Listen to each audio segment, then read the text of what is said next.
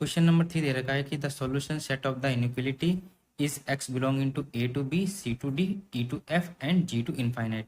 Then आपको इसकी value निकालनी है। तो सबसे पहले क्या करेंगे, हम इनइक्वालिटी को सॉल्व करेंगे। इनइक्वालिटी क्या दे रखी है, x की पावर 4 x प्लस 1 का whole square x minus 2 divide में x माइनस 3 का whole cube x plus 4 greater than 0। तो देखना आपको सबसे पहले क्या है कि ये फैक्टर में एक नहीं है, और इनइक्वालिटी में साफ दे रखा है कि ये सारे फैक्टर फॉर्म में है। एक तो ये देखना है सबसे पहले। सेकंड, सारे के सारे जो x है पॉजिटिव होना चाहिए, यानी कि अगर कोई ऐसे है 2 माइनस एक्स, तो आपको क्या करना है, इसको x माइनस 2 में कन्वर्ट करना है ना। x पॉजिटिव होना चाहिए। यहाँ दिख रहा है आपको सारे के सारे x पॉजिटिव है, तो ऑलरेडी तो कुछ करने की जरूरत नहीं है। अब हम क्या करेंगे कि जितने भी फैक्टर्स है उनको जीरो के इक्वल रखेंगे तो x की वैल्यू निकालेंगे। तो यहाँ से देखो x की वैल्यू कितनी आ रही है, 0 आ रही है, एक तो -1 आ रही है, 2, 3 और -4। जितने फैक्टर है ना उनको जीरो के इक्वल रखेंगे तो ये वैल्यू निकल गई। अब हमको क्या करना है कि इनको नंबर लाइन पर ड्रॉ करना है। नंबर लाइन पे देखो ये हो गया माइनस इनफाइनाइट, ये हो गया प्लस इनफाइनाइट।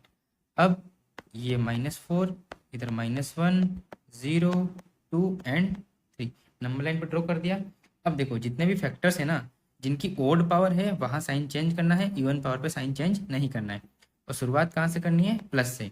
अब देखो 3 पे पावर कितनी है, 3 वाले फैक्टर पे पावर है ओड है, तो यानी कि यहाँ साइन चेंज होगा। 2 वाला फैक्टर कौन सा है, ये रहा, तो इस पे साइन चेंज होगा, हाँ होगा क्योंकि पावर ओड है। और फिर 0 वाले फैक्टर पे देखो इवन पावर तो साइन चेंज नहीं होगा, -1 वाले पर भी साइन चेंज नहीं होगा, और -4 वाले पे देखो एक पावर यानी ओड पावर तो साइन चेंज होगा। तो अब हमको क्या करना है कि अब कौन सा लेना है, प्लस वाला लेना, माइनस वाला लेना है। इनइक्वालिटी में दे रखा है ग्रेटर देन 0। जब भी ग्रेटर देन 0 आए या ग्रेटर देन इक्वल टू 0 आए, इस केस में आपको क्या करना है कि पॉजिटिव साइन लेना है, ठीक है। इस केस में पॉजिटिव वाला साइन लेना है आपको।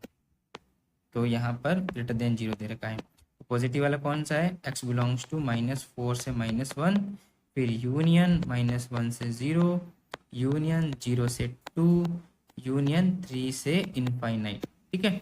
अब आप बोलोगे कि यहाँ क्लोज ब्रैकेट क्यों नहीं आया, जब इनइक्वालिटी में यहाँ इक्वल टू दे रखा हो ना, तो ऊपर वाले जितने फैक्टर उन पर क्लोज लगाना है।